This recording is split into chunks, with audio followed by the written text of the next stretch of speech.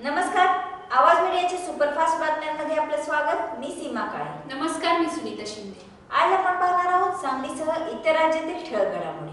काँग्रेसमुळे सुनावणी लांबणीवर, राम मंदिरच्या मुद्द्यावर पंतप्रधान मोदींनी प्रथमच सोडले मौन. श्रीरामाचा पुतळा ठरणार जगात उत्तुंग. व्यापाऱ्यांनी समस्यांसाठी एकत्र येणे गरजेचे, चेंबर ऑफ कॉमर्सच्या संवाद बैठकीत मागणी. चकमकीत 6 अतिरेकी ठार, जवान शहीद. जगमध्ये टँकर सुरू करा अन्यथा आंदोलन करू, मनसेचा इशारा. मंदिर नाही तर सरकार नाही, उद्धव ठाकरेंचा भाजपाला इशारा. आटपाडीतील डाळिंब बागायतदार संकटात, अकाळीमुळे तेल्या करप्या रोगाचा प्रादुर्भाव, उत्पादनात घट. रामाच्या नावावर सारखी सारखी मते मिळत नाहीत. पृथ्वीराज चव्हाण काँग्रेस राष्ट्रवादीचे जागा वाटप अंतिम टप्प्यात. ट्रॉली बाहेर ऊस दुचाकी स्वारांसाठी धोकादायक, अपघातास निमंत्रण, अनेकांचे अनाहक बळी.